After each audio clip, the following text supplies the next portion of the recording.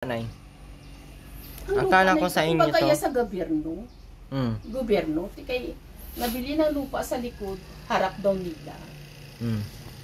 Yung sa akin, pag sinabi ng gano'n, hindi na ako para salita. Kasi nasa punso din sila eh. Mahirap kung magsagot tayo, di ba? Yung sabi ko, tingnan nyo naman ang katayuan ng bahay ko. May tubig ako, may ilaw ako. Yun lang ba, sabi ko, ang ipapalit ko sa akin. Ako yung hospital pa. Hindi ko alam kung hindi ko pene anong pagbalik. So, bali, itong bahay na to, bali, papatanggal nila. Siyempre, lahat kami dito. Hindi lang ako, lahat. Nagahilira. Pati yan, oh. Si nanay yan, Norma. Lahat kami dito. May mas maganda pa nga dyan sa akin, sa tabi ko. Bago din yan nagawa, mas nauna pa yan sa kanya kaysa akin. Ang akala ko, sa kamag-anak to ng ano mo? Oo, yan sa mga Perer. Oh. No. Ang problema, kayo bibili na daw ang lupa. Hindi mabili daw ang lupa kung may nakatira sa harapan. Tao kapayag. 6 million ang binili yan ng lupa. Pero hindi, yung kamag-anak ng kasama ko, hindi mo na napakita dito sa akin. Nasabi, bigyan ako kung ano, kung alis ka na ganito, dagdagan ng 8,000 na yan. Wala. Ngayon binayaran na kayo ng... Hindi pa. Ayan o, naghihintay kami. Ngayon daw. Oo, hindi man. Wala pa. Hindi nga, wala nga dito. Nabayaran na sila. Nagbayad na daw doon. Bakit hindi pa napunta dito sa amin?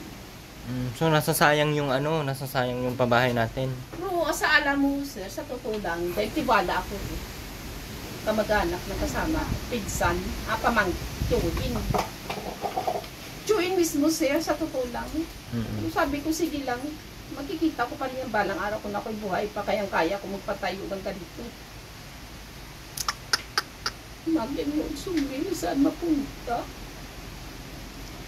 Yung alam ko lang pala na ganun ang mangyayari. Kaya hindi ko, kasi dati, Hindi sir, ako magpapatay ng bahay ng ganito. sir, kasi dati doon kami sa loob. Nakatira, din palabas kami dito. So, hindi ko rin alam na ganyan pala. Nasa loob kami. Doon kami sa gitna, oh. Pinatira nila, pinatayuan ng bahay doon. Tapos hindi ko alam. Nagtanggal ako dito na mag-10 taon ako dito sa labas. Tapos yun na pala. Nabinta lang yan. Wala man lang pala maibibigay sa amin. Kumbaga, napaano na rin kami sa bilang caretaker, baga. Hindi, baga? Wala man lang maibigay kay Chibulay. Tapos ito lang, Utsumel. Lahat kami dito, tali-tali, Utsumel, balo kami dito ng bahay. Sayang yung pala yung napagawa natin. Ano? Talaga sawang eh. Hinahanap ko nga kung si attorney kung saan nasa bakit ganun. Dapat sabi ko kay ganyan naman dyan, oh. Dapat ba niya ko din ng isang lupi o ano, hindi ba ga? Yun ang kapalit sa bahay na ito. Siguro hindi malingit sa iyo. Hindi man yan pwede na at ang may-ari ng lupa ang may karapatan. Pero sir, sa totoo lang, gobyerno na ito. Gobyerno to, pero harap nila. Yung sa harapan kasi nila, pwede namang bawal naman kasi talaga pabahay ng ganito. Kala ko kasi sa kamag-anak ng asawa mo yan dyan. Pwede Nasa loob nga kami. Nasa loob kami tumira. Malaki. May bahay din kami doon. Doon kami nag-umpisa. Kaya sabi ko, maturutinda lang ko dito ng Maruya. Ang sabi, doon na lang kayo sa labas. Kung gusto mong magtinda doon. Kinadaanan ng bagyo. Yun na, naghingin ako ng tulong sa inyo. At hindi mo siya nagsabi na kung ano. Kasi sabi mo kasi bahay, lupa nyo na to, yan, may ano na, may patukod pa, umpisa na kayo, di ba na? Oo. Ano to? Di ko akalain na hindi pala to, wala pala kayong karapatan dito. Kaya nga. Kasi kung nalaman ko noon pa na, hindi ako magbibigay ng pabahay. Malaki ang gastos nito, umabot ng 150. Sa akin man, sir, kung alam ko naman, pinalabas ako dito, wala man lang kami makuha ng 5 centavos, hindi na lang ako nag-alis doon. Laban ko din. Ilang taon kayo nakatira doon? 6 na taong kami doon. Pero leader yan, bago ko na isampa doon, yung mga magulang ng kasama ko, 20 anyos na. Mga 20 anyos na doon, Norman, tagalan no? Ni Aning Tata Jose. Hanggang sa ako sumampa doon. Bahay na yon. Eh bakit? Tsuhin nila yun. Yun ang may-ari ng lupa. Ganun talaga, hindi naman natin Ganyan talaga yan. Wala man lang ginahintay nga. Alam nga naman ako mapunta pa dun sa Binsus para mapakaawa, mapaiyak-iyak. Malabo-labo pang mata kung maglakad sa daan. Kabila kong mata, malabo mo. Hindi, ang ano mo na, mauwi. Pag natanggap mo yun, maalis na kayo dito. Maalis na eh. Saan na kayo mapunta? Mauwi na ka ng, sa anak Mapunta mo? muna ako dun sa anak ko sa Las Piñas. Tapos may ano man ako doon, may lutim ako doon Paano sa... yung asawa mo? Ay, diyan saya, kay gaano sa ng danaw niya. Masulutan niya kung gusto niya sumunod. Kaya binigyan ko naman ng address yan. Kaya nagdanaw pa sa dyan. Ang danaw na yan, may-ari dito. May lupa dito. Tigakuan man siya nga mabigyan siya. Kaya matagal din siya nagtinant doon. Baka bigyan ka lang, sabi ko, ng 1,000 lang din dyan. Ganyan ang mga ugadi niya ng mga pera. Alam mo, sa totoo lang, sir, sayang-saya ko mo. Hindi man siguro lahat, Nay, pero baka wala kayong wala kasi kayong karapatan na at hindi niyo naman kasi lupa yan. Ang ambong akala ko kasi dito, itong sa harap is binigay na to sa inyo. Yun kasi yung pagkasabi mo ay binigay na sa inyo yung dito, yung ano na to. Alam mo, sa totoo, sir, kung sa karapatan, may karapatan. Kasi ang yanan ko, tenant nila dyan. Ibig sabihin pala, kung tenant pala, kahit tenant ka ng matagal na taon na, pag ang may-ari ang magsabi na wala kung walang karapatan yun. Ganyan pala yun, kahit ka mag-anak, kahit pamangkin nila. Hindi naman nakapangalan sa pamangkin. Hindi porket ka mag-anak, may may wala karapatan na din sa... Ipasa Diyos na lang natin. Kaya masayang pala tong pabahay natin. Pangatlong Baka may pabahay. mapili man, sir, eh. Yung mga yero-yero dito, ibibisi basta ko na lang eh. Para idagdag pamasahe ko. Sumilang man mo. Pamasaang ligay. Ha? Ha? Sayang yung ano natin dito. Sayang yung pabahay natin dito at almost Tuwa man ako 100 mahigit dito. Naano ako kay simple tinulungan. Maano ako, nagka-problema din nga ako. Kala mo, ginaano ko lang kasi ulo ko na hilo ako. Masakit man sa kaluban ko. Ang ginagawa ko na ngayon, magpalakas ako ng katawan ko. Kung sino magbigay sa akin. Kain lang kung kain, kahit man mga saluyot lang ulam ko, walang lahog-lahog, asin lang, kagitsin. Basta ako'y lalakas. Wala tayo magagawa, sir, kung ilaban natin, wala tayo laban, di ba? Ang sa akin na lang, sisikap na lang ako nga muli makabangon.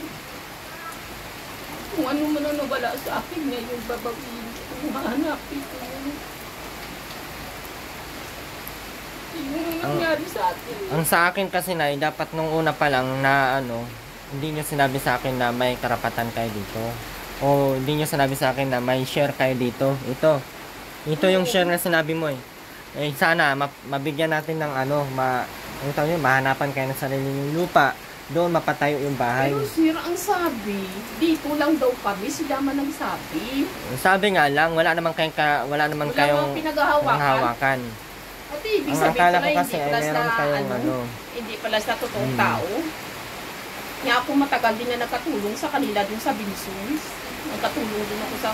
Hindi man porket nakatulong tayo na hahangad tayo ng kapalit. Hahangad tayo ng kapalit. Ganun kami na, ganun din ako na once na tumulong ako, wala akong hinahangad na kapalit.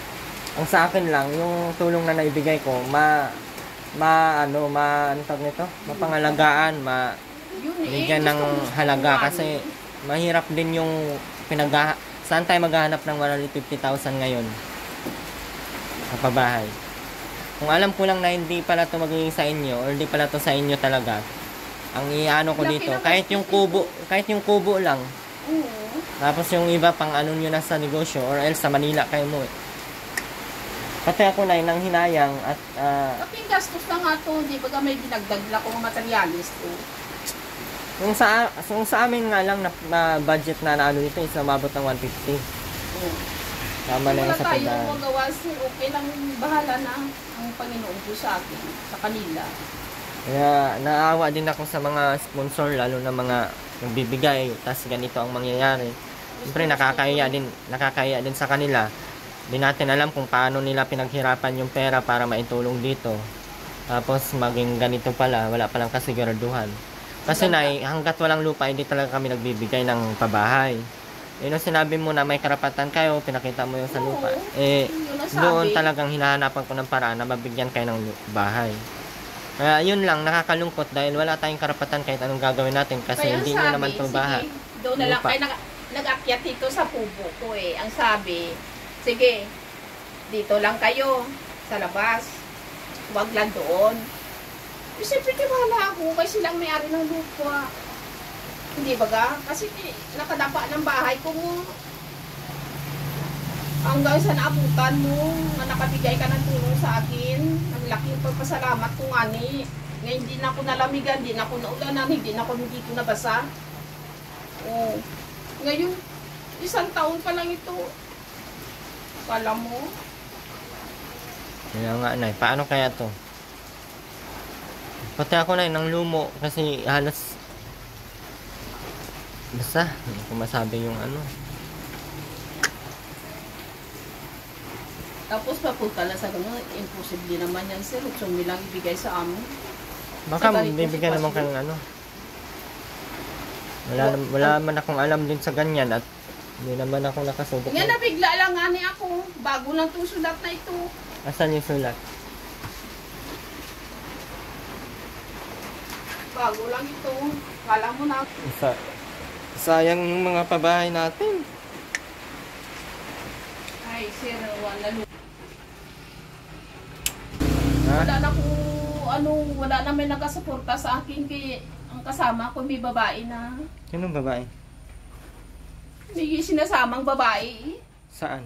Diyan sa Alvarez. Hindi na umuwi dito. Hindi. Nag-visit na yun sa bahay ko pag dito yan. Tinaboy ko na yan dito. Hindi ako binigyan ng palay, hindi ako binibigyan ng bigas. Nung ani ito hindi. Kaya ang dami nagatulong sa akin dito. Yun ang kasama mo dito. Ako lang. Hindi na ba siya dito natutulog? Hindi ko na sa pinangtapon ko na ang mga gamit niya palabas. Sinabi ko sa kamag-anak yung abogado. Sinabi ko, yun ang ginagawa ng pamangkin mo dito sa akin. Ng babae pa yun sa tatay? Mayroon daw, kay para inom din ang babae. Tanda na baga, nakita mo naman nata yun. Para inom. Ang babae, para inom din. Ba, Yosef. May papatol pa ba doon? Malay natin nun. Kayo naman mga sinasabi ng sumbong dito sa akin. Kahit isumbong man dito sa akin, hindi ko yan sabing hindi ko yan sinusugod. Basta ang sabi ko, wag na siya umapak dito. Tapos, wag yan dagdagan ka. Kailangan mo nang umuwi sa anak mo, Nay, para Ginapauwi nga ako ni Day kaso lang ay hindi ko pa kayang katawan ko. No? Mabigat pa to.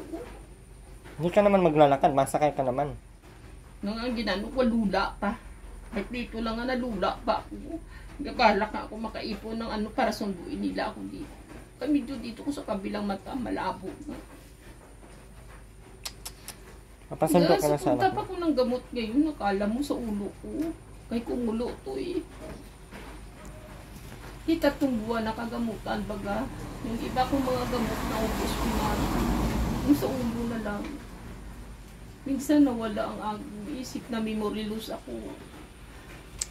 Kailangan mo nang umuwi sa anak mo, Nay. Wala na pala dito sa tatay at nang bababae na pala. Wala na, pinagtanggal ko ng mga gamit ka dyan. Single ka na pala ngayon, Nanay. Ha? Ay, pwede. Ay, uwa. Yung kaya ko naman, sir, mabuhay ng sulo lang mo. Basta yung Kapagod kung na may buhay buwisit, yan, Nay. ako Mauwi ka kasama. na lang sa anak mo, Nay. Yan lang yung magandang advice ko sa iyo. Kasi dito, mahirap po, Nay, na matanda na kayo, tapos solo lang kayo dito, no? Dapat talaga doon na kayo sa anak mo. Eh, papaano? Hindi naman kayo, hindi kayo Hintay ng papaano. anak ko. Sabi ko, hintay ka lang baga muna dyan. Tingnan lang natin kung ano mag-decision sa bahay na ito. Pag kailangan pinipilit talaga na huwag ka nang maglaban, mo na lang. At antayin nyo yung ng kapitan dito kung alam ko Sa namang hindi kapitan kayo ko na lang. pababayaan dito ni Hindi kapitan. na ako magano Sino kapitan dito? Daniel. Si Kapitan Daniel. Elizalde Daniel. Hindi tayo pababayaan nun at kayo ang alam niya ang... Siya nanalo naman dito ngayon eh. Alam niya yung ano nyo. Nay, mauna na kami, Nay. Sige na. Thank you, Nay. Maingat ka, Nay. Maikot pa din ako. Ha? Maikot ako sa 24. So, tara. So, ito po yung bahay na pabahay natin nila, nanay. Kaso, kailangan nilang umalis. Yun lang. Maraming salamat po, Ate Marilyn Kimura. God bless po. Bye-bye po.